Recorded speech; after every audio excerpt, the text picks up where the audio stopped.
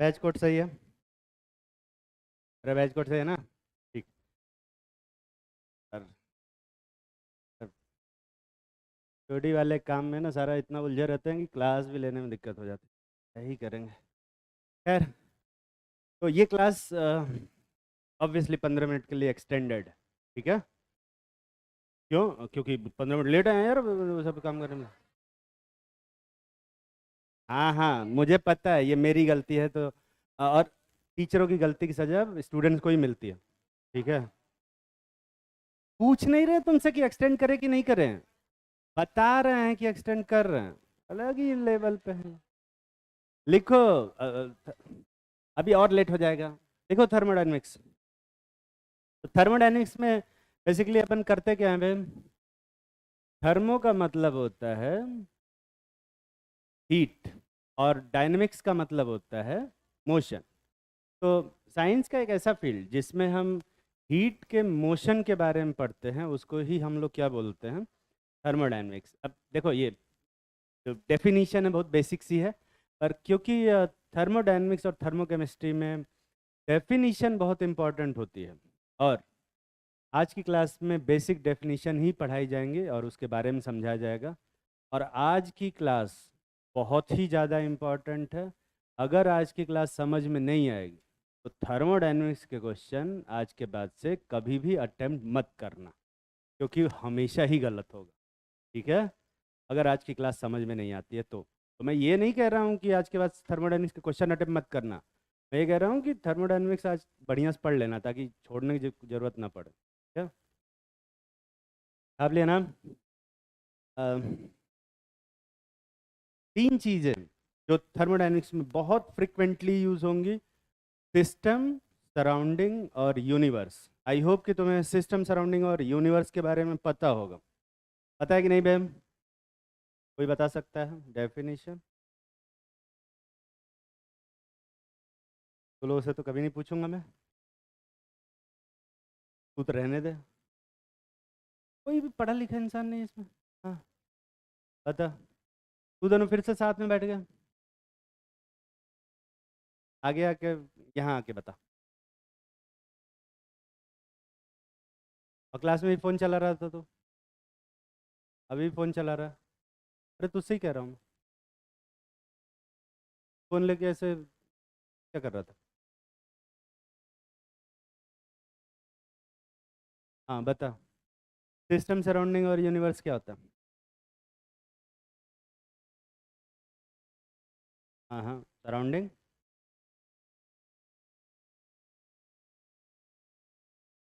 कितना आसपास? यूनिवर्स में से सिस्टम को माइनस कर दे। आप बोलते रहते। चलो लिखवाते, लिखो।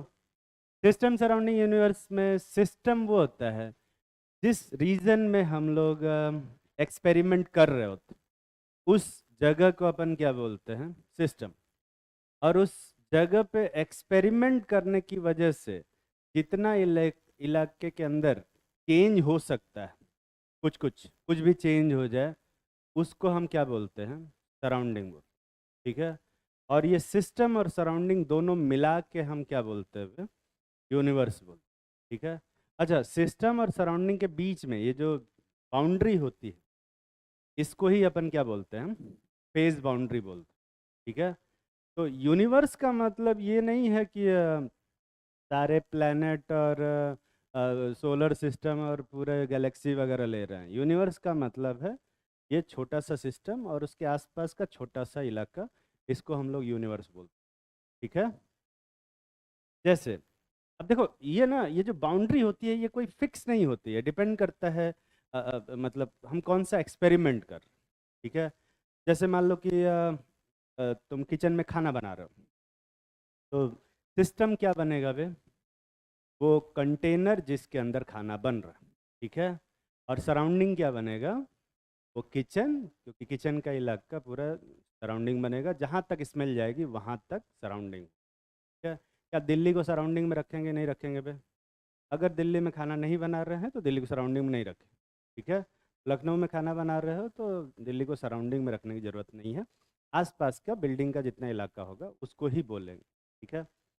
जैसे, पर मैंने कहा ना, वो डिपेंड करता है कि हम क्या एक्सपेरिमेंट कर रहे हैं। जैसे मान ले कि मैं दिवाली का पटाखा यहाँ फोड़ देता हूँ ना, तो तुम्हारी इच्छा तो बहुत होगी, पर ऐसे मन में फोड़ना, ऐसे असली में नहीं फोड़ना। तो अगर मैं यहाँ पे कोई पटाखा फोड़ता हूँ, तो सिस्टम तुम किसको मानोगे यहाँ पे? ये क्लासरूम को क्या मानेंगे? सिस्टम। और सराउंडिंग किसको मानोगे? जहाँ तक आवाज़ जाएगी वहाँ तक। क्या दिल्ली को सराउंडिंग में लेने की ज़रूरत है? नहीं। पर अगर मान ले कि मैं यहाँ पे एटॉमिक बम फोड़ देता हूँ, ठीक है, तो क्या फिर दिल्ली को सराउंडिंग में लेने की ज़रूरत है? तब लेने की ज़रूरत है। तो ये सराउंडिंग की बाउंड्री कहाँ तक होगी, ये डिपेंड करेगा कि हम एक्सपेरिमेंट क्या कर रहे हैं, ठीक है। Most of the time thermodynamics के अंदर जो हम सिस्टम लेते हैं वो एक सिलेंडर पिस्टन का सिस्टम होता है। एक सिलेंडर होता है, उसके अंदर एक मूवेबल पिस्टन लगा होता है। ये मूवेबल पिस्टन का मतलब ये पिस्टन ऊपर और नीचे जा सकता है, क्या? ये पिस्टन इसी सिलेंडर के अंदर ऊपर और नीचे मूव कर सकता है। और इसके अंदर आइडियल गैस भरी रहती है, ठीक है। कौन सी गैस भरी रहती है? आइडियल गैस भरी रहती है। ये 90% ऑफ केस में सिस्टम बोला जाता है, ठीक है। 90% केस में ऐसा ही सिस्टम होगा। पर मैं तुम्हें बताऊं, सिस्टम सिर्फ ideal gas equation in cylinder piston नहीं होता, ठीक है। कभी कभी ऐसा भी हो सकता है कि इस सिलेंडर के अंदर नॉन आइडियल गैस भरी हो, रियल गैस भरी हो, या फिर लिक्विड भी भर सकते हैं, सॉलिड भी भर सकते हैं, ऐसा भी हो सकता है, और वो भी सिस्टम का ही पार्ट, ठीक है। हाँ, मोस्ट ऑफ द टाइम हम क्या लेते हैं? आइडियल गैस लेते हैं। तो दिमाग में कभी भी ये मिसपरसेप्शन नहीं क्रिएट करना है कि अगर कभी नॉन आइडियल गैस भरी हो तो उसको सिस्टम मानो ही नहीं, ना, क्योंकि क्वेश्चन जब हम करेंगे तो 90% केस में क्वेश्चन में आइडियल गैस ही होता है। तो लोगों के दिमाग में बन जाता है कि यही सिस्टम होता है। ये सिस्टम नहीं है ना। हम बस क्वेश्चन करते टाइम ये सिस्टम ले रहे हैं। समझ में आ रही है बात? सिस्टम सराउंडिंग यूनिवर्स और फेज बाउंड्री समझ में आया कि नहीं आया? आया ना सबको? सिस्टम किसको बोलेंगे? ये जो आइडियल गैस है, ये जो गैस है, ये जो पूरा इलाका है, इसको हम लोग सिस्टम बोलेंगे। ये वाला जो अंदर ये जो इलाका है, इसको अपन क्या बोलेंगे बे? सिस्टम। और ये जो डार्क जो लाइन बनी हुई है, इसको अपन क्या बोलेंगे? Phase boundary. और इसके आसपास का जो थोड़ा बहुत इलाका है, जो एरिया चेंज होगा, जिसका टेम्परेचर प्रेशर चेंज हो सकता है, उसको अपन क्या बोलेंगे? सराउंडिंग। और ये इतना सारा कुछ मिला के इसको क्या बोलेंगे? यूनिवर्स बोलेंगे। बस इतना, यही छोटा सा यूनिवर्स होता है, और इसी को हम थर्मोडायनेमिक्स में यूनिवर्स बोलते हैं। समझ में आई बात? अब सिस्टम जो होता है वो 3 टाइप का होता है, ठीक। कौन कौन सा है? ओपन सिस्टम, क्लोज सिस्टम और आइसोलेटेड सिस्टम, ठीक है। ओपन सिस्टम क्या होता है? डेफिनेशन लिखा हुआ है, जल्दी से सारा डेफिनेशन छापेंगे और फिर मैं समझाता हूँ कि ये होता क्या है, ठीक। आज की क्लास में डेफिनेशन पे ज़्यादा फोकस करेंगे और थोड़ा सा दिमाग लगाएंगे, है ना? क्या अभी पिछला वाला ही नहीं छापे? क्या कह रहा है? समझना और छापना दोनों साथ साथ नहीं कर पाते हो? जल्दी छाप। अब ये वाले हैं, वो उस वाले का लिख लिया, अब ये कहेंगे अगला कर दो। फिर कैसे करें? तो फिर ये करते रहे, हैं? जल्दी लिख।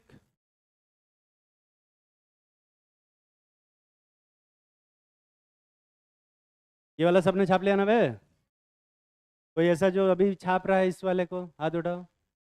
बगल वाले से छापो, क्योंकि हमारे बगल वाले हाथ नहीं उठाया। ये वाला छापो जल्दी से।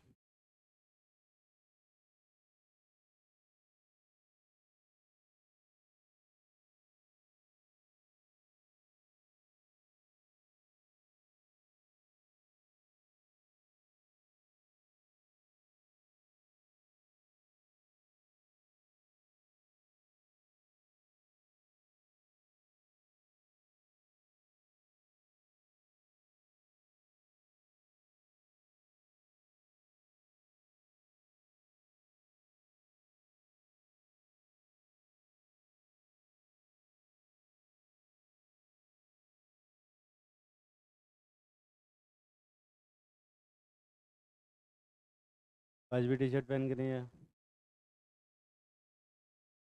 कंबल लेके आया कर, ठंड लग रही है तो। टी शर्ट पहन के आया कर।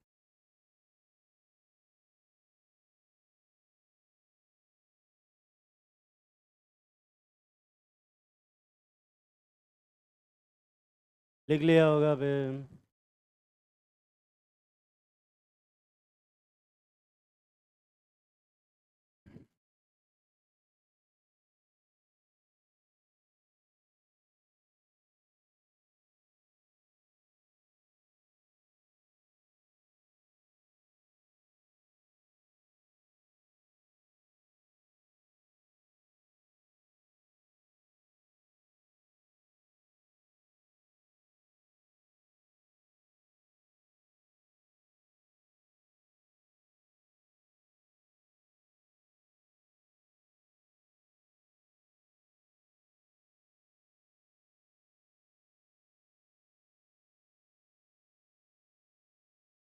तो ओपन सिस्टम एक ऐसा सिस्टम होता है जिसमें कि एनर्जी और मैटर दोनों का ट्रांसफर पॉसिबल हो बिटवीन सिस्टम एंड सराउंडिंग। ठीक है, जैसे मान लो कि एक कटोरा ले लेते।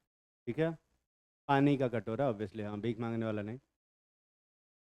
कटोरा बोलने पे ज़्यादातर लोग भीख मांगने वाला कटोरा ही सोचते हैं। मेंटालिटी की बात है, कोई ऐसा इशू नहीं है, कोई दिक्कत वाली बात नहीं। नॉर्मल पानी भर रहा है इसमें, क्या इस कटोरे के अंदर और पानी डाल सकते हैं?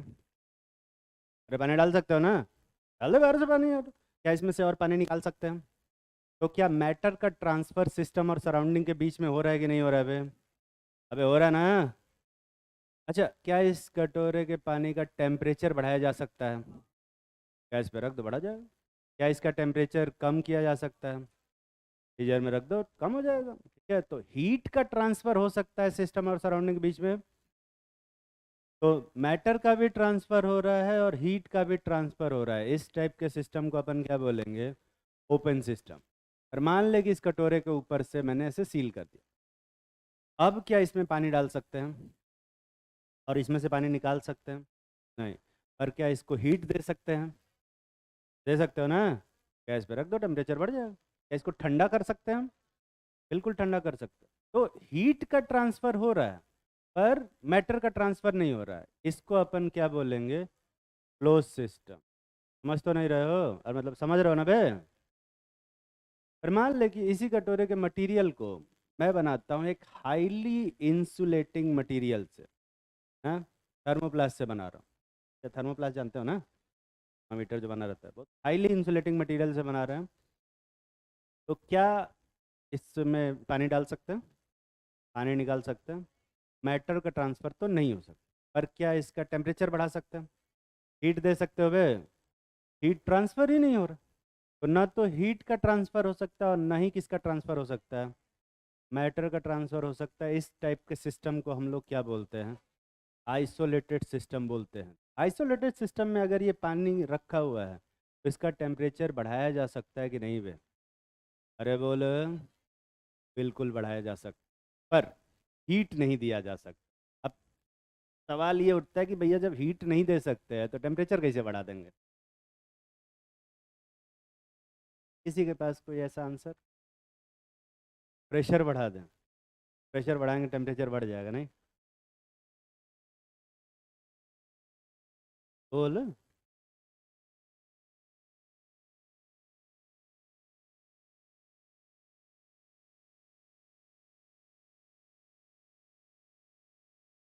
इसके फॉर्म में वर्क। वर्क, वर्क के फॉर्म में। मैं कहा वर्क कौन सा, चॉकलेट इसको खिलाएंगे? वर्क के फॉर्म में कैसे हीट देगा?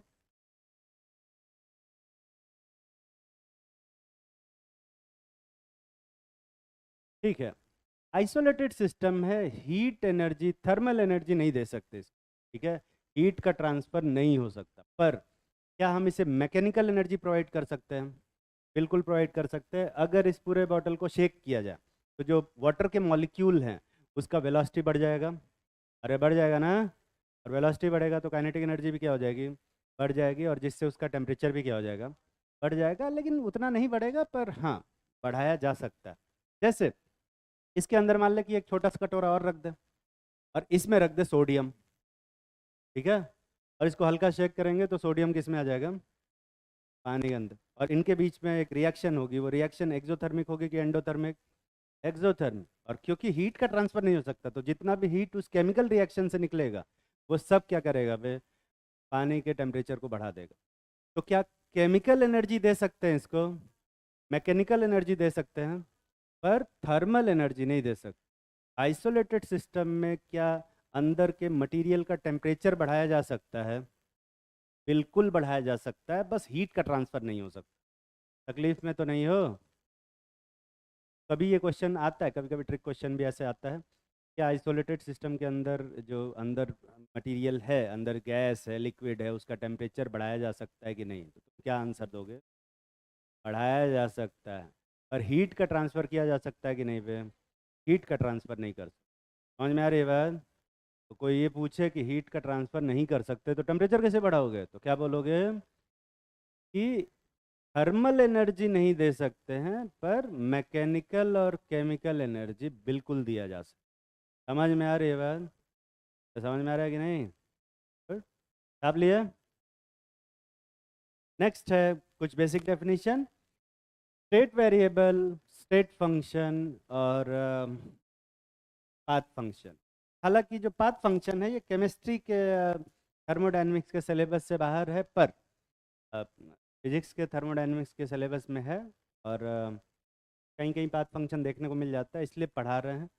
पर पाथ फंक्शन वैसे पता नहीं, लॉजिक तो नहीं बनता है इसको आउट ऑफ सिलेबस रखने का, पर केमिस्ट्री के सिलेबस से बाहर, ठीक है। अब स्टेट वेरिएबल क्या होते हैं पहले वो बताते हैं। किसी भी सिस्टम को डिफाइन करने के लिए, है ना, हम हमेशा ये नहीं बोलेंगे कि ये सिलेंडर पिस्टन का सिस्टम है, इसमें गैस भरा हुआ है। किसी भी सिस्टम को डिफाइन करने के लिए हम कुछ टर्म यूज़ करते हैं जिससे कि वो सिस्टम के बारे में पता चलता है। जैसे किसी इंसान के बारे में बताने के लिए हम अगर उसका नाम नहीं पता है तो हम क्या यूज़ करते हैं बे, उसका फिजिकल अपीयरेंस यूज़ करते हैं, ठीक है। तो हम बताते हैं कि भाई उसका जेंडर क्या है, मेल है कि फीमेल, या उसका हाइट क्या है, ज़्यादा हाइट था मतलब, या छोटा हाइट है, या कम हाइट है, ज़्यादा हाइट है ना, या कितने फुट का है, ये ऑलमोस्ट बोला जाता है, ठीक है। कलर बता सकते हैं कि भाई या गंजा था या लंबे बाल थे, ऐसे बता सकते हैं। समझ में आ रही बात। ये कुछ जो छोटी छोटी चीज़ें होती हैं एक ह्यूमन को डिफाइन करने के लिए जो टर्म यूज़ करते हैं, इसे हम ह्यूमन वेरिएबल बोलते हैं। वैसे ही किसी सिस्टम को डिफाइन करने के लिए जो जो टर्म्स अपन यूज़ करते हैं कि भाई 10 लीटर का एक सिलेंडर लिए हैं, उसके अंदर हाइड्रोजन गैस भरा हुआ है, उसका टेम्परेचर 27 डिग्री सेंटीग्रेड है, उसके अंदर प्रेशर है वो 3 atm का है, ये सब जो टर्म अपन बोल रहे हैं इससे एक सिस्टम को डिफाइन कर रहे हैं, और यही सारे टर्म्स को अपन क्या बोलते हैं, स्टेट वेरिएबल बोलते हैं। समझ में आई बात। तो स्टेट फंक्शन क्या होता है, एक ऐसा स्टेट वेरिएबल, वो उसी में से रहता है, एक ऐसा स्टेट वेरिएबल जो इनिशियल और फाइनल स्टेट पे डिपेंड करता है, उसको हम लोग क्या बोलते हैं, स्टेट वेरिएबल। जैसे delta U, delta we, delta P, delta T, ये सब स्टेट वेरिएबल होते हैं, स्टेट फंक्शन होता है, ठीक है। पाथ फंक्शन क्या होता है, जो इनिशियल और फाइनल स्टेट पे तो डिपेंड करता है, साथ में किस पे भी डिपेंड करता है, पाथ पे भी। जैसे मान लें कि ये ए और बी है, 2 पॉइंट हैं, और ए से बी जा रहे हैं ये 3 रास्तों से, ठीक है। तो क्या तीनों रास्तों में जो डिस्टेंस ट्रेवल है वो सेम है कि अलग अलग है, अरे डिस्टेंस ट्रेवल तीनों में क्या होगा, अलग अलग दिखाई दे रहा है ना। छापने पे ज़्यादा फोकस नहीं करेंगे, समझने पे करेंगे, छापने के लिए टाइम दूंगा। क्या इस तीनों प्रोसेस में डिस्टेंस ट्रेवल सेम है कि अलग अलग है, डिस्टेंस ट्रेवल अलग अलग है, और डिस्प्लेसमेंट क्या है, सेम, क्योंकि डिस्प्लेसमेंट सिर्फ इनिशियल और फाइनल स्टेट पे डिपेंड करता है, लेकिन डिस्टेंस ट्रेवल किस पे भी डिपेंड करता है, पाथ पे भी डिपेंड करता है। डिस्टेंस ट्रेवल कैसा फंक्शन बनेगा, पाथ फंक्शन, और डिस्प्लेसमेंट कैसा फंक्शन बनेगा, स्टेट फंक्शन। क्लिफ में तो नहीं हो। वैसे ही वर्क होता है, हीट होता है, ये सब पाथ फंक्शन बनते हैं। Change in internal energy, change in volume, change in pressure, change in temperature, ये सब क्या बनते हैं, स्टेट फंक्शन बनते हैं, ठीक है। आप लो जल्दी।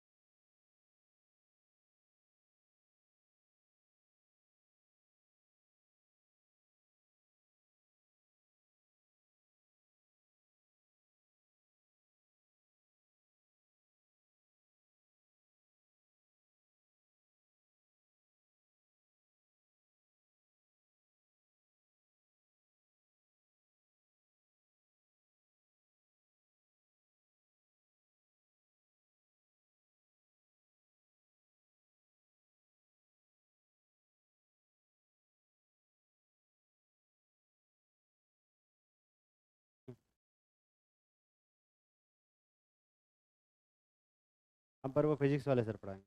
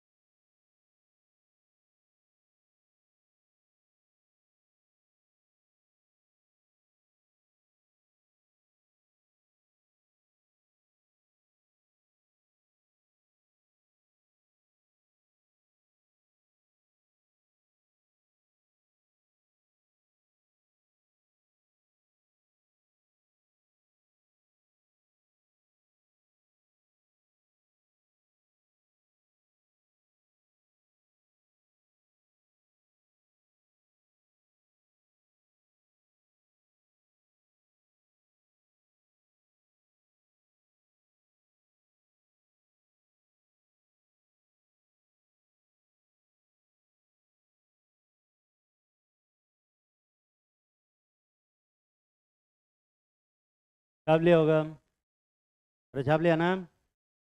अगला डेफिनेशन, जो अगली तीन डेफिनेशन है, ये बहुत ही ज़्यादा इम्पोर्टेंट है, बहुत ही ज़्यादा। और यही पूरा थर्मोडायनेमिक्स है टेक्निकली मैं बताऊँ। अगर तुम्हें बढ़िया से समझ में आता है ये तीन डेफिनेशन, तो थर्मोडायनेमिक्स समझ में आएगा। और अगर तुम्हें नहीं समझ में आता तो थर्मोडायनेमिक्स नहीं समझ में आएगा। और इसीलिए मैं बार बार बोल रहा हूँ कि ध्यान से सुनो, पर लोग बिल्कुल भी गधे टाइप के हैं, वो सुन नहीं रहे हैं, तो उनको दिक्कत होगी। और उनसे जब क्रॉस क्वेश्चन में पूछूंगा, जो पता है कि वो आंसर नहीं दे पाएंगे, और उसके बाद फिर जब मैं जलील करूंगा तो सुसाइड करने के अलावा कोई ऑप्शन नहीं बचेगा। ठीक है, क्योंकि मैं बहुत बुरा जलील करता हूँ, पता है ना, वो तो पता ही। फिर भी बैठा हुआ है यहाँ पे, देखो। हाँ, देखो पहला, इंटरनल एनर्जी। अब इंटरनल एनर्जी को कहीं कहीं पे यू से रिप्रेजेंट किया जाता है और कहीं कहीं पे ई से रिप्रेजेंट किया जाता है। इंटरनल एनर्जी क्या होता है मैं तुम्हें बताता हूँ। किसी भी सिस्टम के अंदर जितने तरह की एनर्जी पॉसिबल है ना, जैसे अगर कोई गैस का मॉलिक्यूल है अंदर, क्या गैस के मॉलिक्यूल के पास वेलोसिटी होगी कि नहीं होगी बे? और गैस के मॉलिक्यूल के पास अगर वेलोसिटी है तो उनके पास कौन सी एनर्जी होगी? Kinetic energy. क्या गैस के मॉलिक्यूल आपस में अट्रैक्ट और रिपेल करेंगे? तो उनके बीच में क्या भी होगा? पोटेंशियल एनर्जी भी होगा। अगर मॉलिक्यूल रोटेट कर रहा है तो उसके पास कैसी एनर्जी होगी? Rotational energy. वाइब्रेट कर रहा है तो कैसी एनर्जी होगी? वाइब्रेशनल एनर्जी होगी। बॉन्ड बना हुआ है तो उसके पास कौन सी एनर्जी होगी? बॉन्ड एनर्जी भी होगी। ऑर्बिट्स के अंदर इलेक्ट्रॉन घूम रहे हैं तो इलेक्ट्रॉनिक एनर्जी भी होगी। और न्यूक्लियस के अंदर भी न्यूक्लियॉन्स हैं, उनमें न्यूक्लियस के अंदर भी कुछ एनर्जी होती है। वो सारा एनर्जी जोड़ जड़ के जो आता है, उसी को हम लोग क्या बोलते हैं? इंटरनल एनर्जी बोलते हैं। तो इंटरनल एनर्जी जो होता है वो kinetic energy, potential energy, rotational energy, vibrational energy, bond energy, electronic energy, और प्लस क्या पे? न्यूक्लियर एनर्जी के सम के बराबर होता है। सब जो एनर्जी जोड़ जाड़ के कितना आता है उसी को हम क्या बोलेंगे, इंटरनल एनर्जी बोलेंगे। अब इसमें दो चीज़ है जो तुम्हें जाननी है। पहली चीज़ ये कि जो ग्रेविटेशनल पोटेंशियल एनर्जी है ना, वो और मास एनर्जी इस इंटरनल एनर्जी का पार्ट नहीं है। ग्रेविटेशनल पोटेंशियल एनर्जी क्या होती है, जब किसी गैस के मॉलिक्यूल को, m मास के गैस के मॉलिक्यूल को h हाइट पे ले जाते हैं, ठीक है, उसके पोटेंशियल एनर्जी में कितना इंक्रीज होता है। अरे कितना इंक्रीज होगा बे, पढ़े हो कि नहीं पढ़े हो। तो m मास के गैस के मॉलिक्यूल को जब h हाइट पे ले जाते हैं तो उसके पोटेंशियल एनर्जी में कोई इंक्रीज नहीं होता, कि गैस के मॉलिक्यूल के ऊपर ग्रेविटेशनल फोर्स नहीं लगता। पढ़ा है कभी जिंदगी में, अरे पढ़ा है कि नहीं पढ़ा है बे? तो जैसे कोई गैस का मॉलिक्यूल है, यहाँ से मैं इसको ड्रॉप करूँ, वो किधर जाएगा, वो कहीं भी जा सकता है, नीचे नहीं जाए, हाथ के इशारे पे मत जाया करो, है ना, वो किधर भी जा सकता है। और क्यों किधर भी जा सकता है, क्योंकि उनके ऊपर ग्रेविटेशनल फोर्स नहीं लग रहा। तो हाँ, अगर मैं उसे एच हाइट पे ले भी जाता हूँ तो पोटेंशियल एनर्जी में कोई इंक्रीज नहीं होगा। जो ग्रेविटेशनल पोटेंशियल एनर्जी है ना, वो उसमें होता ही नहीं है, और इसीलिए ग्रेविटेशनल पोटेंशियल एनर्जी इस एनर्जी का पार्ट नहीं है। तुम कहोगे ये पोटेंशियल एनर्जी फिर क्यों लिखे हैं, ये गैस के मॉलिक्यूल आपस में जब एक दूसरे को अट्रैक्ट या रिपेल करते हैं उसकी वजह से जो एनर्जी जनरेट होता है पोटेंशियल एनर्जी, वो लिखा हुआ है, ठीक है। ग्रेविटेशनल पोटेंशियल एनर्जी नहीं। मास एनर्जी क्या होती है, तुमने पढ़ा होगा, E इज इक्वल टू क्या, mc², ठीक है। कोई भी अगर m मास का अगर कोई ब्लॉक है तो उसके अंदर हमेशा E is equal to mc² के बराबर एनर्जी स्टोर्ड होती है। वो एनर्जी भी इस इंटरनल एनर्जी के पार्ट में नहीं होती, ठीक है। एग्जाम में क्वेश्चन कई बार आया हुआ है, बस यही पूछा कि इसमें से कौन सी एनर्जी इंटरनल एनर्जी का पार्ट नहीं होता, ठीक है। समझ में आ रही बात। अगला है, इंटरनल एनर्जी सिर्फ किस पे डिपेंड करता है, टेम्परेचर पे। अच्छा, क्या लगता है तुम लोग कि टेम्परेचर बढ़ाएंगे तो इंटरनल एनर्जी क्या होगा, बढ़ेगा पे। समझ में आ रही है बात, हाथ के इशारे पे मत जाया करो ना, वो हमेशा गलत, मतलब मोस्ट ऑफ टाइम गलत ही बताता, ठीक है। अपना दिमाग लगाएंगे तो टेम्परेचर बढ़ाएंगे तो इंटरनल एनर्जी क्या होगा, बढ़ेगा, ठीक है। क्यों बढ़ेगा बे, टेम्परेचर बढ़ाएंगे तो मॉलिक्यूल की वेलोसिटी क्या हो जाएगी, बढ़ जाएगी, ऑब्वियसली वेलोसिटी बढ़ेगी, वाइब्रेशनल एनर्जी भी बढ़ जाएगी, और रोटेशनल भी क्या हो जाएगी, बढ़ जाएगी। समझ में आ रहा है, तो ओवरऑल इंटरनल एनर्जी क्या हो जाएगी, बढ़ जाएगी। तीसरा पॉइंट, इंटरनल एनर्जी, क्योंकि इतने सारे एनर्जी का सम है, क्या सारी एनर्जी को कैलकुलेट किया जा सकता है कि नहीं बे, अरे कर सकते हो, बिल्कुल नहीं। इंटरनल एनर्जी को कैलकुलेट किया जा सकता है नहीं, पर चेंज इन इंटरनल एनर्जी को कैलकुलेट किया जा सकता है। अब यही मुझे नहीं समझ में आता, चेंज इन इंटरनल एनर्जी क्या होता है, बड़े में से छोटे घटाते हैं कि फाइनल में से इनिशियल को बे, फाइनल में से इनिशियल घटाते हैं। देखो थर्मोडायनेमिक्स में दो चीज़ें बहुत यूज़ करूंगा मैं, डिफरेंस और चेंज। चेंज का मतलब होता है जहाँ डेल्टा बना हो, इसको अपन क्या बोलते हैं, चेंज। चेंज का मतलब क्या होता है, बड़े में से छोटे घटाते हैं या फाइनल में से इनिशियल को, फाइनल में से इनिशियल घटाते हैं।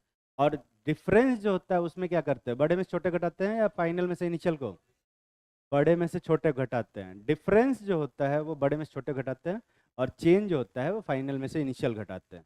तो डिफरेंस और चेंज सेम हो सकते हैं क्या बे, बिल्कुल सेम हो सकते हैं, अगर फाइनल वाला बड़ा हो जाए तो दोनों एक ही बात हो जाएगी, ठीक है। तो अब सवाल ये है कि चेंज इन इंटरनल एनर्जी निकालने के लिए फाइनल इंटरनल एनर्जी में से इनिशियल इंटरनल एनर्जी क्या करना पड़ेगा, हटाना पड़ेगा। तो जब न तो हम फाइनल इंटरनल एनर्जी निकाल सकते हैं, ना ही हम इनिशियल इंटरनल एनर्जी निकाल सकते हैं, तो चेंज कैसे निकाल सकते हैं, चेंज कैसे निकाल पाएंगे, जब इंटरनल एनर्जी कैलकुलेट नहीं कर पा रहे हैं तो चेंज इन इंटरनल एनर्जी कैसे कैलकुलेट हो, कोई भी बता सकता है, दिमाग लगाने वाला जब क्वेश्चन पूछेंगे कोई नहीं पता, ठीक। क्या तुम मुझे बता सकते हो मेरे अकाउंट में कितने रुपए हैं, मुझे भी नहीं पता, है ना। इतने ज़्यादा नहीं है, मतलब ऐसा देखा नहीं है ना, कुछ 1-2 हज़ार रुपए होंगे, मुझे नहीं पता एग्जैक्टली कितने, ठीक है। 7 करोड़ बता रहे हैं, ये देखो, 7 करोड़ अगर मेरे पास होते तो मैं तुम्हें पढ़ा रहा होता है। 7 करोड़ रुपए को मैं बैंक में रखूंगा, 8% के हिसाब से 42 लाख रुपए मिलते, ठीक है, पर ईयर के, और 42 लाख रुपए पर ईयर के। पर मंथ के कितने होते हैं तुम्हें पता है? 4.5 लाख, 3.5 लाख। हाँ, तो 3.5 लाख रुपए हर मंथ मुझे मिल रहे होते हैं खाली इंटरेस्ट के, तो मैं तुम्हें पढ़ा रहा होता 7 करोड़ रुपए। तो कितने भी हैं मुझे नहीं पता कितने, ठीक है। तो मेरे पास अकाउंट में अभी कितने रुपए हैं ये नहीं बताया जा सकता, पर मैं अपना यहाँ एक क्यूआर कोड चिपका दूँ और बोलूँ कि इसमें 1,000 रुपये ट्रांसफ़र करो। अरे एज्यूम कर ले भाई, ये ट्रांसफ़र कर रहे हो, ठीक है, एक्चुअल में नहीं करना, ठीक है। तो क्या तुम्हें पता है कि अब मेरे अकाउंट में कितने रुपए हो गए? है ना? मुझे नहीं पता अभी भी कितने हो गए ये नहीं पता, शुरू में कितने थे ये भी नहीं पता। पर क्या मैं ये बता सकता हूँ कि कितना बढ़ गया अकाउंट में? कितना बढ़ गया? 10 रुपए। अच्छा, तो पता कर सकते हैं क्या कि कितने रुपए बढ़ गए वे? बिल्कुल पता कर सकते हैं। तो इनिशियल भी अपने को नहीं पता, फाइनल भी नहीं पता, पर चेंज बता सकते हैं कि नहीं बता सकते हैं? कैसे बता सकते हैं? जो ट्रांसफर हो रहा है उसको ऑब्जर्व करके। तो अगर कोई कंटेनर है, इसका इंटरनल एनर्जी कितना है ये अपने को नहीं पता, पर अगर हम इसमें ट्रांसफर, जो हीट ट्रांसफर हो रहा है उसको ऑब्जर्व करें तो इसमें कितना चेंज हो रहा है वो बताया जा सकता है वे। तो चेंज बताया जा सकता है, एक्चुअल इंटरनल एनर्जी कितना है वो नहीं बताया जा सकता। समझ में आई बात? जल्दी से छाप। Gravitational potential energy? नहीं, ग्रेविटेशनल पोटेंशियल एनर्जी तो जीरो होती है। तो नहीं कैलकुलेट हो सकती है? बिल्कुल कैलकुलेट हो सकती है, इन्फिनिट पे जीरो मान के माइनस जी एम अपन आर स्क्वायर करते हैं ना। हाँ, इन्फिनिट पे तो इन्फिनिट पे जीरो होती ही है।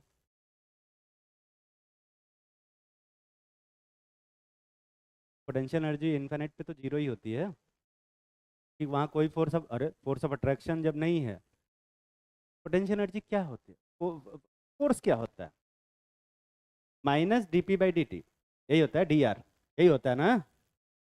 तो जब फोर्स ही जीरो है तो ये इसका इंटीग्रेशन करने से क्या आएगा? पोटेंशियल एनर्जी भी तो जीरो ही आएगा।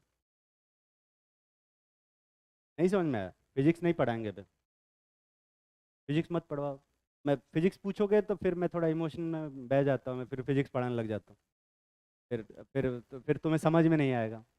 फिर मैं तो कहूँगा मेरे लिए तो ये ऑब्वियस सी बात है कि जहाँ पे फोर्स जीरो है वहाँ पोटेंशियल एनर्जी जीरो होगा, फिर तुम्हें नहीं समझ में आएगा। जब बहुत एक दूसरे से दूर हैं तो एक दूसरे के इलेक्ट्रिक फील्ड और मैग्नेटिक फील्ड से तो दूर हो गए ना बे। और इन्फिनिट डिस्टेंस पे रहेंगे तो उनके बीच में किसी भी तरह का इंट्रैक्शन नहीं होगा, किसी भी तरह का। हाँ, तो अब तुम अगर स्पेस टाइम की बात करोगे, है ना, तो वहाँ पे वो काम करेगा, पर स्पेस टाइम को न्यूटोनियन फिजिक्स में नहीं लगाते हैं। ये सब पूछोगे, ये सब पढ़वाएंगे भैया, मैथ्स भी पढ़ा दें। रिलेटिव, अब ये स्पेस टाइम बतियाने लग जाएंगे, अब स्पेस टाइम में जाओगे तो फिर तुम ही फंस जाओगे। स्पेस टाइम पूरी तरह से पैराडॉक्स होता है, अब उसमें वो लॉजिकल बात ही नहीं कर पाते। हाँ, हाँ, पैराडॉक्स कोई इलॉजिकल चीज़ होती है सबसे ज़्यादा। पैराडॉक्स का मतलब ये होता है कि लाइक तीन स्टेटमेंट हैं, तीनों सही हैं पर तीनों एक दूसरे कॉन्ट्रोडिक्ट कर रहे हैं। इसलिए कि मैंने टाइम मशीन बनाई, मैं पास्ट में गया और अपने दादा को चाकू मार के ख़त्म कर दिया, ठीक है। तो दादाजी को मार दिए तो बाप पैदा ही नहीं हुए, मैं भी पैदा नहीं हुआ तो मारने कौन गया? पैराडॉक्स, ठीक है। क्या क्या कह रहा है? हाँ, हाँ।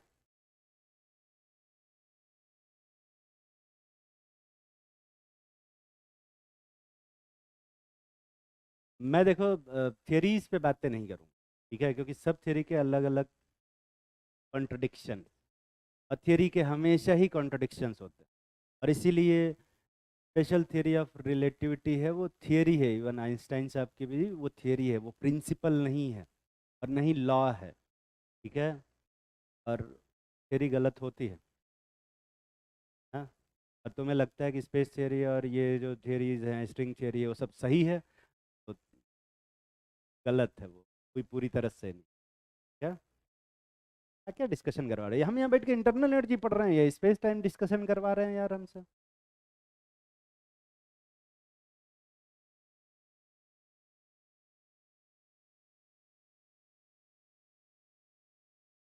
छाप लिए बे? अरे छापे कि नहीं? अगला वाला है जो डेफिनीशन, वो इससे भी ज़्यादा इम्पोर्टेंट है और इसको और भी ज़्यादा ध्यान से सुनना है। ठीक है, अगला जो डेफिनीशन है वो है हीट। अभी छाप रहे हो? जल्दी छाप, जल्दी छाप।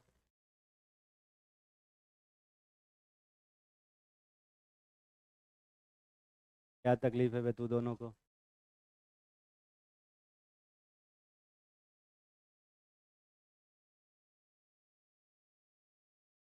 कुछ लोगों की शक्ल देख के ही पता चल जाता है कि उनके मन में कितनी नीचता भरी हुई है। और वो कैसी बातें कर रहे थे? क्या मैं शक्ल से नीच लगता तू लोगों को? उससे ज्यादा नीच हूं मैं। अभी देखे नहीं हो तुम। दे- भगवान से मनाना कि देखने को ना मिले, है ना? पता नहीं क्या बात करके हंस रहे थे, क्या बतिया रहे थे तो लोग, ये इसी पे बात कर रहे थे। ये बात करके हंस कैसे रह सकते हो तुम? लाइक मुझे समझ में नहीं आता कि केमिस्ट्री की बात करके हंस कैसे सकते हैं।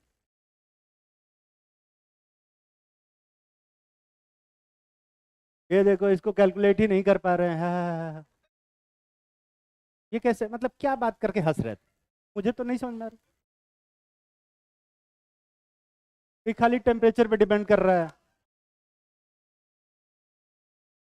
मैं नहीं समझ पाता कि ऐसा केमिस्ट्री की ऐसी कौन सी बात है इसमें जिसपे हंसी आ सकती है।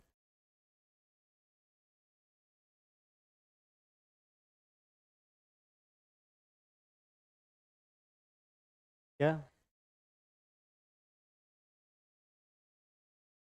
तो तुम्हारा फोकस जो स्क्वायर पे नहीं रहा होगा, तभी हंसी आ सकती है, और तो कोई रीजन नहीं हो सकता।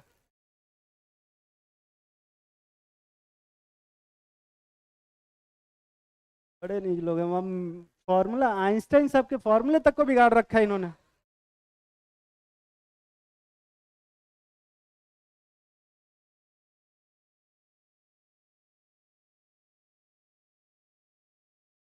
अब ठीक है, लिखो अगला डेफिनेशन, हीट। अब हीट जो लिखा हुआ है यहाँ पे, अगर तुम ध्यान से देखोगे तो हीट यहाँ पे कैपिटल लेटर्स में लिखा हुआ है, कैपिटल HEAT। और नीचे डेफिनेशन में हीट एक जगह कैपिटल और एक जगह स्मॉल लिखा हुआ है, ध्यान से समझाता हूँ। Heat as a capital heat है। डेफिनेशन है हीट की, वो है heat absorb by the system. किसी भी सिस्टम के द्वारा जो हीट एब्जॉर्ब होता है, आज के बाद से उसी को क्या बोला जाएगा? हीट बोला जाएगा। ठीक है, ध्यान से सुनना। तो मान लो कि कोई सिलेंडर पिस्टन का सिस्टम है, और यहाँ पर यहाँ पर कोई सिलेंडर लगा हुआ है, और ये हमारा एक सिस्टम है, और इस प्रोसेस में इस सिस्टम को मैंने हीट दिया 10 जूल। ठीक है, ध्यान से सुनना। हीट का ट्रांसफर जो हो रहा है, हीट का ट्रांसफर, स्मॉल हीट का ट्रांसफर हो रहा है ऐसे। ठीक है, तो इस एरो को देख के बता सकते हो कि हीट सिस्टम हीट एब्जॉर्ब कर रहा है कि रिलीज कर रहा है? हीट एब्जॉर्ब कर रहा है, दिख रहा है सबको? और सराउंडिंग हीट एब्जॉर्ब कर रहा है कि रिलीज कर रहा है? रिलीज कर, दिख रहा है? तो अगर मैं तुमसे पूछूं heat absorb by the system कितना है, तो क्या बताओगे? Heat absorb by the system कितना है? +10 जूल। ठीक है, और मैं तुमसे पूछूं कि heat release by the system कितना है, तो क्या बोलोगे? -10 जूल। अब ये प्लस माइनस कैसे बताते हैं मैं तुम्हें समझाता हूँ। ठीक है, ध्यान से सुनना। जो भी चीज हो रही है एक्चुअली में, अगर वही पूछा जाए तो तुम क्या बोलोगे? प्लस। और जो हो रहा है उसका उल्टा पूछा जाए तो तुम क्या बोलोगे? माइनस। जैसे मान ले कि मैंने तुमसे 1000 रुपए लिए, मान ले। ठीक है, और मैं तुमसे पूछता हूँ कि बताओ मैंने तुम्हें कितने रुपए दिए, तुम क्या बोलोगे? कि कहोगे अरे सर क्या बात कर रहे हो, हमने तो आपको पैसे दिए, आप उल्टा कह रहे हो कि हम, ये सब बकवास नहीं करोगे। ठीक है, तुम मैथमेटिकली क्या बोलोगे कि सर आपने हमको -1000 रुपए। समझ में आ रही है बात? तो पैसे किसने दिए वे? तुमने दिए, मुझे मिले, और मैं ही पूछ रहा हूँ कि मैंने कितने रुपए दिए। तो जो हो रहा है वही पूछा जा रहा है कि उल्टा पूछा जा रहा है? तो तुम क्या बोलोगे? माइनस। और मैं तुमसे पूछूं कि तुमने कितने रुपए दिए, तो क्या बोलोगे? +1000। पर मैं तुमसे पूछूं कि तुम्हें कितने रुपए मिले, तो क्या बोलोगे? -1000। ठीक है। और मैं तुमसे पूछूं कि मैंने कितने रुपए दिए, तो क्या बोलोगे? -1000। और मैं तुमसे पूछूं मुझे कितने रुपए मिले, तो तुम क्या बोलोगे? +1000। समझ में आ रहा है? इस प्रोसेस में हीट सराउंडिंग से निकल के सिस्टम में जा रहा है या सिस्टम से निकल के सराउंडिंग में? सराउंडिंग से निकल के सिस्टम में जा रहा है। तो मैं तुमसे अगर पूछूं heat absorb by the system कितना है, तो क्या बोलोगे? +10 जूल। -10 जूल पे? +10 जूल, दिख रहा है ना? मैं तुमसे पूछूं कि heat release by the system कितना है, तो क्या बोलोगे? -10 जूल। और मैं तुमसे पूछूं कि heat absorb by the surrounding कितना है, तो क्या बोलोगे? हाँ, -10 जूल। और मैं पूछूं कि heat release by the surrounding कितना है, तो क्या बोलोगे? +10 जूल। पर मैं तुमसे पूछूं कि हीट कितना है, तो क्या बताओगे? अब हीट जो होता है, हीट की डेफिनीशन क्या है? Heat absorb by the system. Heat absorb by the system को आज के बाद से क्या बोला जाएगा? हीट बोला जाएगा। तो अगर खाली हीट पूछता है, इसका मतलब है कि क्या पूछा जा रहा है?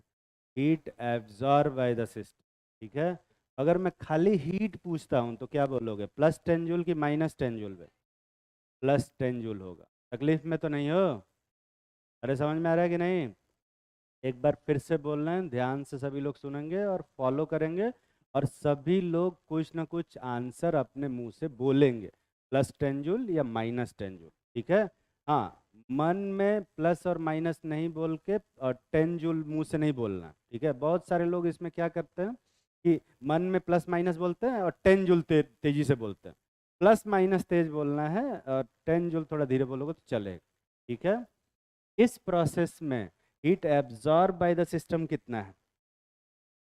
Heat release by the system -10 joule. Heat absorb by the surrounding और heat release by the surrounding, और हीट कितना है? +10 जूल। समझ में आ रहा है? 10 जूल नहीं वे हीट जो है, अगर हीट पूछा जाएगा, हीट की डेफिनेशन है heat absorb by the system, और वो +10 जूल। ठीक है। पर एरो अगर मैं थोड़ा सा चेंज कर देता हूँ, इस प्रोसेस में heat absorb by the system है कि release by the system? Release by the system. मैं पूछूं तुमसे कि heat absorb by the system कितना है, तो क्या बोलोगे? -10 joule. Heat release by the system कितना है? Heat absorb by the surrounding +10 joule, और heat release by the surrounding -10 joule. पर हीट कितना है पे? हाँ, -10 जूल। हाँ, प्लस नहीं वे, दिख रहा है ना कि हीट जो होता है वो डिफाइन किया गया है heat absorb by the system. ठीक है। तकलीफ में तो नहीं हो? कोई ऐसा जो कि थोड़ा थोड़ा कंफ्यूज हो रहा हो? ठीक। ठीक है। देखो, नेक्स्ट बात करते हैं। मान लें कि ये कोई सिलेंडर पिस्टन का सिस्टम है, और यहाँ पर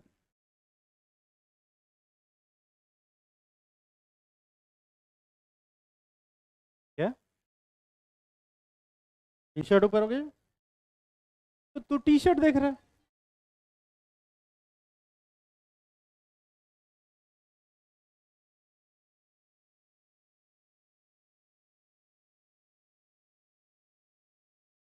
अब मैं वो फेमिनिस्ट वाला डायलॉग मारना तो नहीं चाहता हूँ, पर तुमने बोल दिया है तो मैं फिर से बता रहा हूँ। वो don't tell me what to wear but, और वो क्या बोलते हैं बे? हाँ हाँ, वैसे है ना, लर्न नॉट टू स्टेयर। यहाँ पर एक सिलेंडर पिस्टन का सिस्टम है, ध्यान से देखो। इसमें पिस्टन को इस फॉर्मेट से इस फॉर्मेट में ले जा रहा है। इस प्रोसेस में अ, अ, अ, जो गैस है वो एक्सपैंड हो रही है या कॉन्ट्रैक्ट हो रही है? कॉन्ट्रैक्ट हो रहा है, देख रहा है ना, पिस्टन ऊपर जा रहा है कि नीचे पे? यहाँ पर इस पिस्टन के ऊपर दो फोर्स लग रहे हैं, एक F1 जो कि एक्सटर्नल एजेंट लगा रहा है, और एक F2 जो कि गैस लगा रहा है, दिख रहा है ना? तुमने ये पढ़ा है कि जो वर्क डन होता है वो होता है F × D, है ना? ये बीच में डॉट प्रोडक्ट है कि क्रॉस प्रोडक्ट है? डॉट प्रोडक्ट है, आई होप कि तुम्हें पता होगा। और ये बनता है हमारा FD क्या थीटा कॉस थीटा, ठीक है? थीटा क्या है? फोर्स और डिस्प्लेसमेंट। तुम लोग फोर्स और वो पढ़ चुके हो ना एनर्जी के अंदर, वर्क फॉर एनर्जी पढ़ोगे नहीं फिजिक्स में?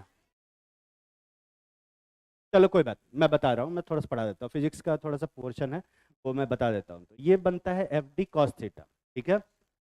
और थीटा यहाँ पे क्या है? वर्क और फोर्स के बीच का, सॉरी, डिस्प्लेसमेंट और फोर्स के बीच का एंगल, ठीक है? इस फॉर्मूले को मैं तुम्हें बताऊं, सिर्फ फिजिक्स में अप्लाई करना, रियल लाइफ में अप्लाई मत कर, ठीक है? क्योंकि रियल लाइफ में अप्लाई करोगे तो दिक्कत हो सकती है, पिटाई भी हो सकती है, ठीक है? जैसे मान लो कि तुम रेलवे स्टेशन पे गए और वहाँ पे कूली किए कि भाई सामान जाओ स्टेशन से बाहर, ठीक है? वो बेचारा तुम्हारा 50 किलो का सामान लेके ऐसे सर पे रख के बाहर लेके गया और पूछा कि, और वो बोला कि पैसा दे दो साहब। बोलो किस बात का पैसा, काम तो कुछ किए नहीं तुम। और तुम उसको बैठ के फिजिक्स समझाने लगी, देखो तुमने फोर्स लगाया किधर, ऊपर, और डिस्प्लेसमेंट किधर हुआ, हॉरिजॉन्टल। तो डिस्प्लेसमेंट और फोर्स के बीच में एंगल कितना है? 90। तो वर्क डन जो आएगा वो FD कॉस 90 मतलब जीरो आएगा, तो वर्क डन जीरो है तो ये जीरो पैसे तुम्हें मिले, बहुत मारे। तो अच्छा, फिजिक्स के लॉ को रियल लाइफ में नहीं लगा सकते, ठीक है? और वो तो चलो हॉरिजॉन्टल डिस्प्लेसमेंट, अगर मान लो कि छत से सामान नीचे ले आना हो, है ना, तो थर्ड फ्लोर पे मान लो रहते हैं और कुछ सामान को नीचे लेके आना है, ठीक है? और कोई आदमी सामान लेके नीचे आया, है ना, तो तुम कहोगे कि देखो फोर्स किधर लगा रहे थे, ऊपर, और डिस्प्लेसमेंट किधर हुआ, नीचे। तो दोनों के बीच का एंगल कितना हुआ? 180। तो जो वर्क डन आएगा वो कितना हुआ? माइनस। वो का मालिक पैसे, तो कहेगा हाँ ले आओ, पैसे ले आओ, क्योंकि नेगेटिव वर्क किया है तो नेगेटिव पैसे मिलेंगे तुम्हें, है ना? तो तुम ही दोगे तो और मारेगा। ऐसा रियल लाइफ में नहीं लगाते, पर तुम्हें ये समझ में आना चाहिए कि अगर जिस डायरेक्शन में फोर्स लग रहा है उसी डायरेक्शन में डिस्प्लेसमेंट होगा तो वर्क डन कैसा होगा भाई? पॉजिटिव। और जिस डायरेक्शन में फोर्स लग रहा है उसके अपोजिट डायरेक्शन में डिस्प्लेसमेंट होगा तो क्या होगा? नेगेटिव। ये समझ में आता है सबको? और इसमें तो किसी को कोई डाउट नहीं है ना बे? अभी ध्यान से सुनना। इस प्रोसेस में पिस्टन किधर जा रहा है? नीचे ना? तो इस प्रोसेस में वर्क डन कौन कर रहा है? एक्सटर्नल एजेंट या गैस? एक्सटर्नल एजेंट वर्क कर रहा है कि गैस वर्क कर रहा है? Work done by the external agent है या on the external agent? By the external agent, ठीक है? और work done by the gas है कि ऑन द गैस है? ऑन द गैस, ठीक है? टेक्निकली जो वर्क डन है बाय द एक्सटर्नल एजेंट और ऑन द गैस, ठीक है? पर मान ले कि मैं पूछता हूँ इस प्रोसेस में work done on the gas क्या है, प्लस बताओगे कि माइनस? जो हो रहा है वही पूछे हैं कि उल्टा पूछ रहे हैं वे? जो हो रहा है वही पूछ रहे हैं कि उल्टा पूछ रहे हैं? वही पूछ रहे हैं, तो क्या बोलोगे? प्लस अभी जो पूछ रहे हैं वो ध्यान से बताना आंसर, पॉजिटिव नेगेटिव बोलना, ठीक है? और ध्यान से सुन के सोच के बोलेंगे, ठीक है? इस प्रोसेस में पिस्टन किधर जा रहा है? नीचे। और सराउंडिंग किधर फोर्स लगा रहा है? नीचे। सराउंडिंग कैसा वर्क करेगा? फर्स्ट। और सिस्टम किधर फोर्स लगा रहा है? ऊपर। तो सिस्टम किस तरह का वर्क करेगा? नेगेटिव। इस प्रोसेस में work done on the system है कि बाय द सिस्टम? हाँ, ऑन द सिस्टम है, दिखाई दे रहा है। और इस प्रोसेस में work done by the external agent है कि on the external agent? By the external agent, ठीक है? अगर मैं ये पूछता हूँ इस प्रोसेस में work done by the system कितना है, तो क्या बोलोगे? प्लस कि माइनस? माइनस। अगर मैं पूछता हूँ work done by the external agent कितना है तो क्या बताओगे? प्लस। और अगर मैं पूछता हूँ कि work done on the system क्या है तो क्या बोलोगे? प्लस। और अगर मैं पूछता हूँ कि work done on the external agent क्या है तो क्या बोलोगे? माइनस। समझ में आ रहा है कि नहीं आ रहा? ये कितने लोगों को नहीं समझ में आ रहा है वो पहले हाथ उठाओ, क्योंकि अगर ये नहीं समझ में आएगा और आगे बढ़ोगे तो फिर कोई सेंस नहीं बनता। फिर थर्मोडायनेमिक्स के क्वेश्चन में तुक्का ही मारना पड़ेगा। क्या कोई ऐसा जिसको नहीं समझ में आ रहा है? हाथ उठाओगे, बताएंगे फिर से। वो तो सुन भी नहीं रहा था।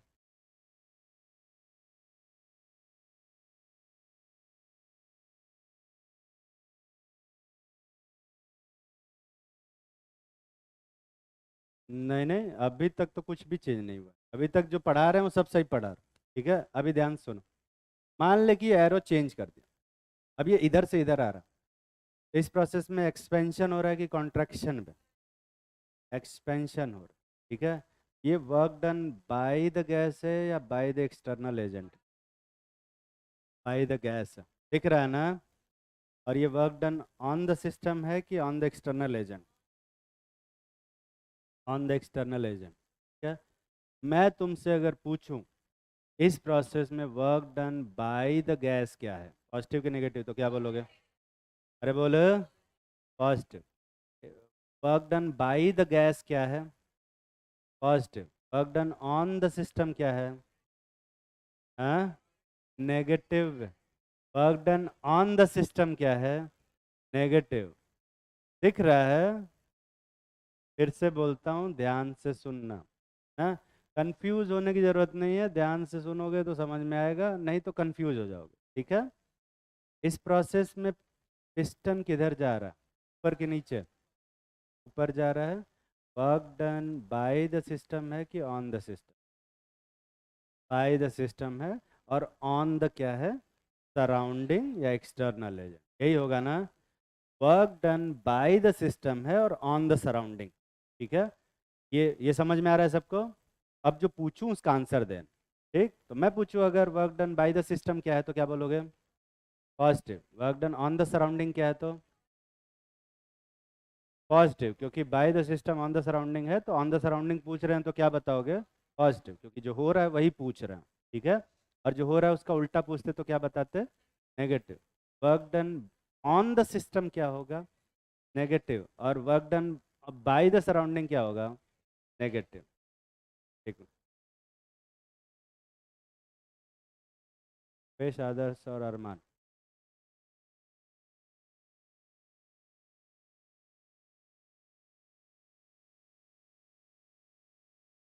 ठीक, ध्यान से सुनो फिर से। इस प्रोसेस में गैस एक्सपेंड हो रहा है कि कॉन्ट्रैक्ट है? एक्सपेंड हो रहा है। पिस्टन किधर जा रहा है? ऊपर। Work done by the system है कि on the system? By the system. By the surrounding है कि ऑन द सराउंडिंग?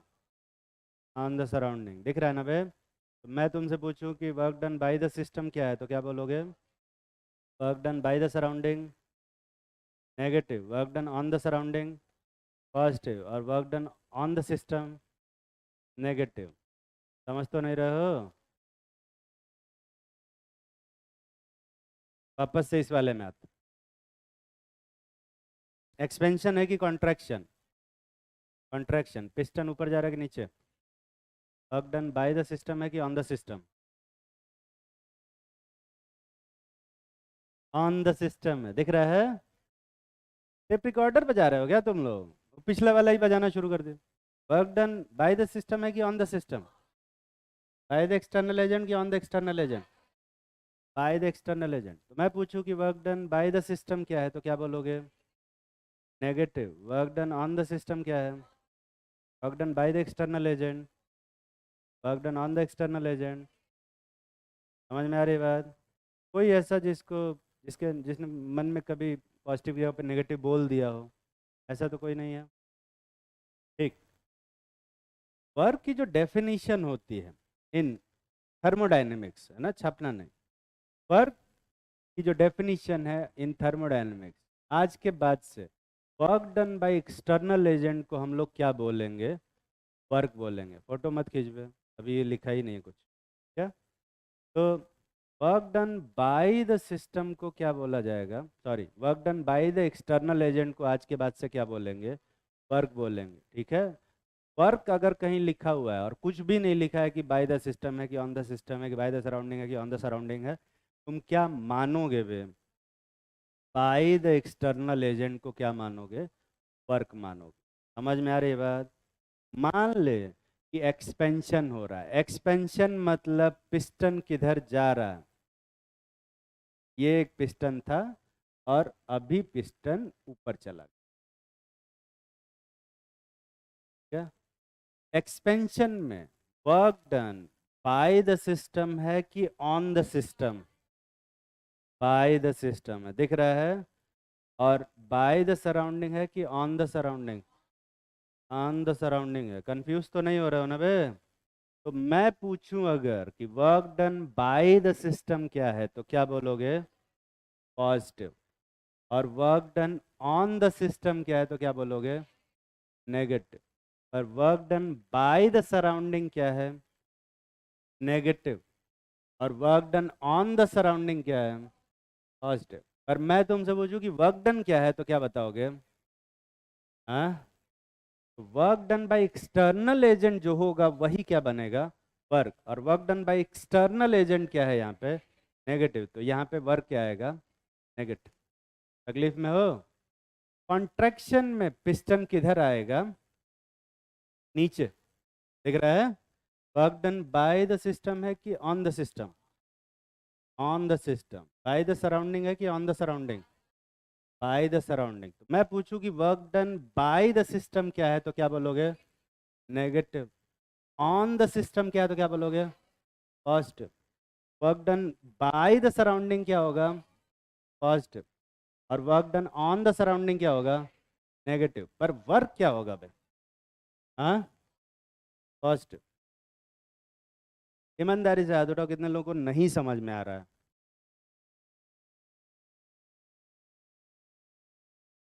ठीक। तो ये जो पॉजिटिव नेगेटिव है ये अपने मन से लिखो। लिखो। नहीं। हम केमिस्ट्री पढ़ाना है तो केमिस्ट्री की बात करेंगे, फिजिक्स की बात नहीं करें। ठीक है? हीट वाले पहले लगा दें। पहले वर्क वाला छापो, हीट वाला तो क्या? हीट वाले की डेफिनेशन तो एक लाइन की है, heat absorb by the system is defined as heat.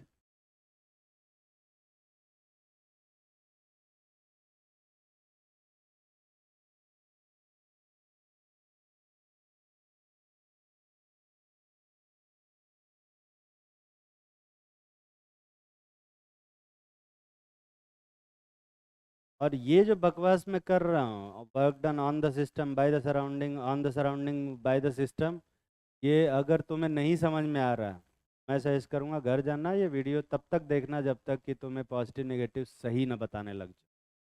ठीक है?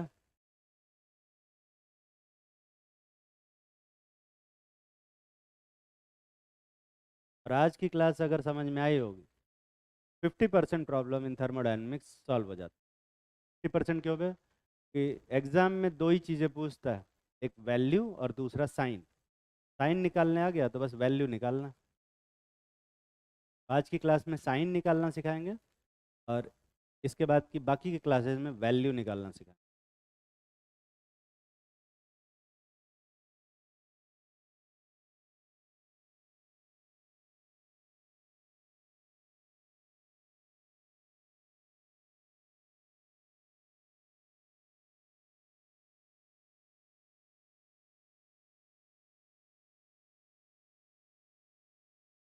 लिख लिया होगा? तो साइन लिखे कि नहीं? साइन भी पैरेलली लिखते रहो। कुछ लोग बहुत समझदारी दिखा रहे हैं, ये सारा लिख रहे हैं विदाउट साइन और फिर बाद में प्लस माइनस करेंगे, वो नहीं करना। जैसे ही work done by the system लिखोगे उसकी जगह खाली जगह नहीं छोड़ोगे, वहां लिखो पॉजिटिव नेगेटिव जितना भी है, और वो अपने मन से लिखना है। और फिर जब मैं लिखूंगा तो चेक करना कि जो तुमने लिखा है और जो मैंने लिखा है वो सही मैच हो रहा है कि नहीं। हाँ, छापने से कुछ नहीं आएगा। और जो लोग ध्यान नहीं दे रहे थे वो बस वेट करेंगे कि मैं लिखूंगा दोबारा से तो छापेंगे। ठीक है? तो ध्यान नहीं दे रहे कि उनको आज के बाद से थर्मोडायनेमिक्स नहीं समझ में आएगी, तो सिर्फ छापना पे, क्या क्रॉस क्वेश्चन मत पूछ।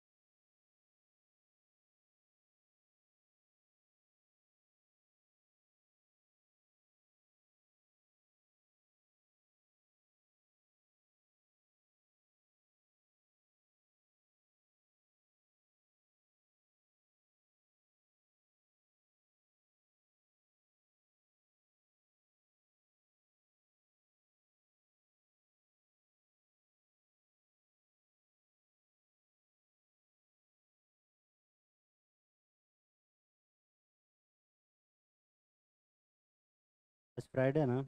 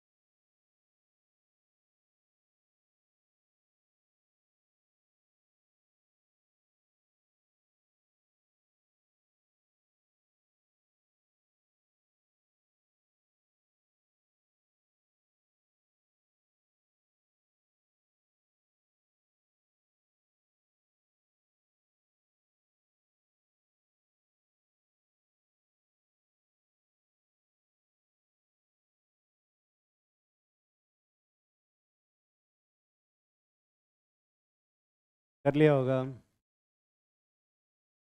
कितने लोग सारा साइन लिख लिया अपने मन से? ठीक, चेक कर लेते हैं जो लिखा है वो सही लिखा है कि नहीं ना, मैच कर लेना। ईमानदारी से हाथ उठाओ, कितने लोग थोड़ा सा गलत किए, एक दो साइन गलत कर दिए, हाथ उठाओ। कौन सा? ऊपर वाला तो पूरा गलत हुआ ना, कि एक वो गलत हुआ? दो गलत हुआ। तू कितना गलत किया? एक खाली कैसे गलत हो सकता है? और कोई तो गलत? कौन सा? एक गलत किया? कौन सा एक? कोई कैसे गलत गलत कर सकता है ऊपर से? कौन सा, ये वाला एक्सपेंशन में? ये वर्क, यही गलत कर दिया? तो तूने किसका लिखा? तो ऐसे ही छोड़ दिया। ठीक, अभी समझ में आ गया ना कि work done by external agent वाला जो साइन होगा वही साइन वर्क का भी होगा। ठीक है, देखो, फर्स्ट लॉ ऑफ थर्मोडायनेमिक्स।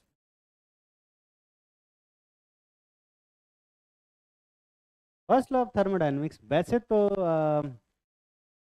ये रिप्रेजेंट करता है कि delta U is equal to क्या होता है, क्यू प्लस डब्ल्यू, है ना। डेल्टा यू क्या है? Change in internal energy. Q क्या है?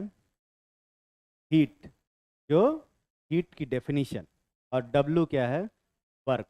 ठीक है, अब हीट जो है वो हीट की जो डेफिनेशन है वो हीट है, और जो वर्क यहाँ पे लिखा हुआ है वर्क की जो डेफिनेशन है वो वर्क। ठीक है, और इसीलिए डेफिनेशन याद होना बहुत ज़रूरी है, न सिर्फ याद होना बल्कि बढ़िया से समझे होना। ठीक, क्या है एनर्जी नाइदर, अरे ये तो एनर्जी कंजर्वेशन का रूल है ना बे। तो फर्स्ट लॉ ऑफ थर्मोडायनेमिक्स में क्यों लिखवा रहा हूँ मैं? यही फर्स्ट लॉ ऑफ थर्मोडायनेमिक्स भी है। बेसिकली क्या है, ये जो तुम्हें दिख रहा है डेल्टा यू, ये चेंज इन इंटरनल एनर्जी है। और ये क्या है? Thermal energy. और ये क्या है? Mechanical energy. दिखाई दे रहा है? Technically mechanical energy plus thermal energy किसके बराबर आएगा? इंटरनल एनर्जी के बराबर होता है, क्योंकि एनर्जी को कहीं क्रिएट या डिस्ट्रॉय नहीं कर सकते हैं, ये सिर्फ एक फॉर्म से दूसरे फॉर्म में ट्रांसफ़र कर सकते हैं। मैकेनिकल एनर्जी को थर्मल एनर्जी में, थर्मल एनर्जी को इलेक्ट्रिकल एनर्जी में, इलेक्ट्रिकल एनर्जी को केमिकल एनर्जी में। एक एनर्जी से दूसरे एनर्जी में ही कन्वर्जन होता है, कन्वर्ट नहीं कर सकते अनलेस कि ये वाला फॉर्मूला तुम लोग नहीं पढ़े। ठीक है, इस क्लास में अलग से लिखवाना पड़ता है ये। ठीक है, तो ये जब तक नहीं पढ़े हो तब तक एनर्जी अलग कंजर्व है, मास अलग कंजर्व है, ये पढ़ने के बाद दोनों ही कंजर्व नहीं है। ठीक है, और इसलिए सिलेबस में है नहीं। ठीक, एक बहुत छोटा सा क्वेश्चन लिखेंगे और फिर छोड़ दें। बस एक छोटा सा, छोटा सा ही। Calculate change in internal energy in following cases. पहला है when system absorb x joule of heat and work done by the system is y joule. तो मैं तुम्हें बताऊं, एग्जाम में जो क्वेश्चन आएगा ना, और बहुत सारा क्वेश्चन आया भी हुआ है, x और y की वहां पे वैल्यू दी रहेगी। और मैं तुम्हें बताऊं, अगर तुम्हें साइन समझ में नहीं आता है, साइन कन्वेंशन, इस टाइप का क्वेश्चन तुमसे गलत ही होगा। आंसर बताना नहीं है अभी, सोच के रखना है, जब पूछे तो हाथ उठा। ठीक है,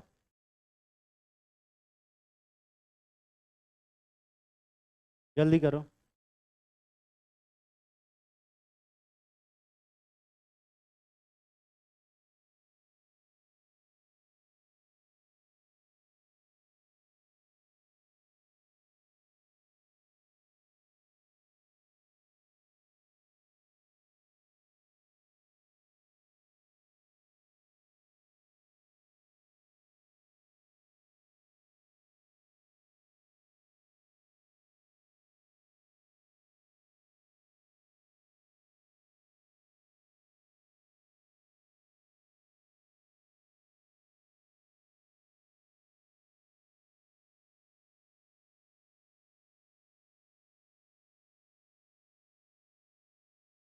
ठीक, कुछ ना कुछ आंसर निकाल लिया होगा सब लोगों ने। कितने लोगों को लगता है कि पहला वाला आंसर सही होगा? ए आंसर पे हाथ उठाओ, हाथ उठाओ, डरो मत। हमारा ही सही है, हमारा ही सही है। कितने लोगों को लगता है कि बी वाला आंसर सही है? बी पे ज़्यादातर लोग हाथ उठा रहे हैं, कुछ लोग बी पे हाथ नहीं उठा रहे हैं। ठीक, और कितने लोगों को लगता है कि सी वाला आंसर करेक्ट होगा? सी वाला पे सी। और कितने लोग ये समझ पाए कि डी वाला आंसर करेक्ट होगा? ठीक, इसको करने का दो तरीका है। एक फार्मूला वाला है ना, वो मैं पहले बता देता हूँ। तो चेंज इन इंटरनल एनर्जी है, वो किसके बराबर होता है? Q प्लस डब्ल्यू के। अब ये बताओ, हीट एब्जॉर्ब कितना है? x joule. तो जो Q की वैल्यू होगी वो प्लस x होगी कि माइनस x होगी? हीट एब्जॉर्ब हो रहा है तो जो साइन आएगा वो हमारा प्लस x है। Work done by the system है कि on the system? By the system. Work जो होगा वो क्या आएगा? Minus Y. समझ में आता है? ये आएगा हमारा x माइनस, ये आंसर। कठिन था बे?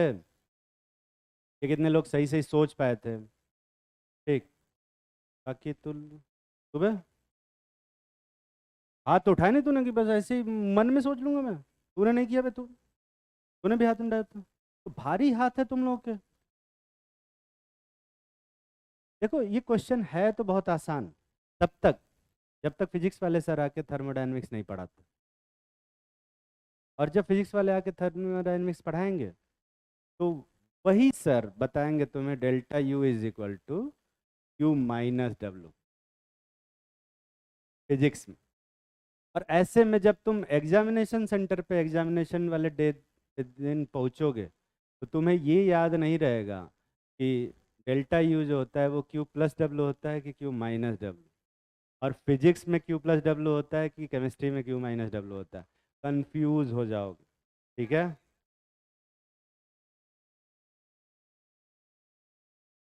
पर अगर किसी के फिजिक्स में पॉजिटिव आ रहे हो तब तो वो तो तेरे केस में ना, कि तेरे फिजिक्स में नेगेटिव आ रहे हैं, तो वैसे तो याद कर सकता है। पर मान ले कोई इज्जतदार और समझदार आदमी हो, उसके रिस्पेक्टेबल नंबर आ रहे हैं फिजिक्स में पॉजिटिव टाइप के, तो वो कैसे करेगा? उसके लिए एक मेथड है, कॉमन सेंस एनर्जी इक्वेशन से इसको करेंगे, है ना। इस मेथड से करोगे तो चाहे फिजिक्स का क्वेश्चन हो चाहे केमिस्ट्री का, गलत नहीं होगा, ठीक है। ध्यान से सुन, ठीक है। मान लो कि इनिशियली, हाँ मुझे मालूम है टाइम खत्म हो गया है और तुम जाना चाहो तो जा सकते, पर क्योंकि मैंने कहा था कि क्लास एक्सटेंड होगी 10-15 मिनट, तो वो मैं करके जाऊंगा, ठीक है। तो मान ले कि इंटरनल एनर्जी, तू टी शर्ट ही देख रहा है मेरे।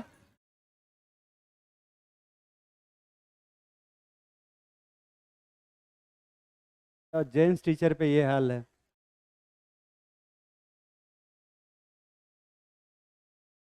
पिंकी मैम को तो पढ़ाने भी नहीं देते होगे तुम, हैं? अच्छा, पिंकी मैम को पढ़ाने देते हो, जेंट्स के साथ ही दिक्कत है तुम्हारी। ऐसे भी नहीं बोलना चाहिए यार, ये सब मत बोला करो, तुम्हारे चरित्र पे उंगलियां उठेंगी, हमारा कुछ नहीं जाएगा। बट, अरे बट, तो इनिशियली मान लो इंटरनल एनर्जी कितना है, U1, ठीक है। मान लो इंटरनल एनर्जी कितना है U1। हीट एब्जॉर्ब करेगा कोई सिस्टम तो उसका इंटरनल एनर्जी बढ़ेगा या घटेगा? बढ़ेगा। कितना हो जाएगा? +x, ठीक है। Work done by the system है, अगर सिस्टम वर्क करेगा तो सिस्टम की एनर्जी बढ़ेगी घटेगी? घटेगी, तो प्लस लिखोगे कि माइनस? और ये कहाँ पहुँच गया? U2। तो क्या कोई U2 माइनस U1 बता पाएगा कितना आएगा? x-y। और अगर ये कॉन्सेप्ट यूज़ करते हो तो चाहे फिजिक्स का क्वेश्चन हो चाहे केमिस्ट्री का, हमेशा सही आंसर दो, ठीक है। एक और क्वेश्चन लिखो, करो।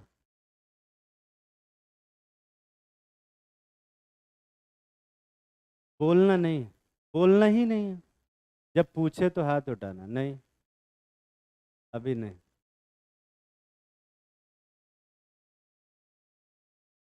ठीक, सोच लिया होगा कुछ ना कुछ आंसर। कितने लोगों को लगता है कि ए वाला ऑप्शन करेक्ट है? हाथ उठाओ, ए वाला पे। कितने लोगों को लगता है कि बी ऑप्शन करेक्ट है, सेकंड ऑप्शन? थर्ड ऑप्शन वाले हाथ उठाओ। और कितने लोगों को लगता है कि फोर्थ वाला आंसर करेक्ट होगा? नन ऑफ दीज वाले हाथ उठाओ। नन ऑफ दीज, बाकियों को क्या लगता है वे नन ऑफ दीज पे भी हाथ नहीं उठा रहे हैं ये तो।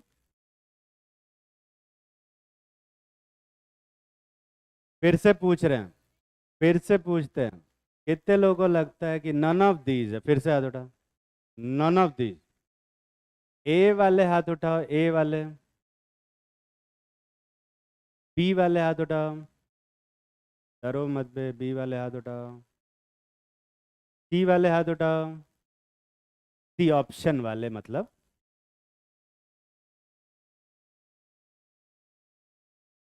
डी ऑप्शन वाले हाथ उठाओ। ठीक, तो यहाँ पे नन ऑफ दीज सही होगा, क्योंकि यहाँ पे जो ऑप्शन यूनिट है, ध्यान से देखो दोनों की अलग। तो जो डेल्टा यू आएगा वो x kilo joule plus Y joule आएगा, और क्योंकि फिजिक्स का क्वेश्चन है और फिजिक्स में यूनिट का बहुत ख्याल रखना होता है, इसलिए नन ऑफ दीज आंसर होगा, ठीक है। ये कितने लोग सही सही सोच पाए थे?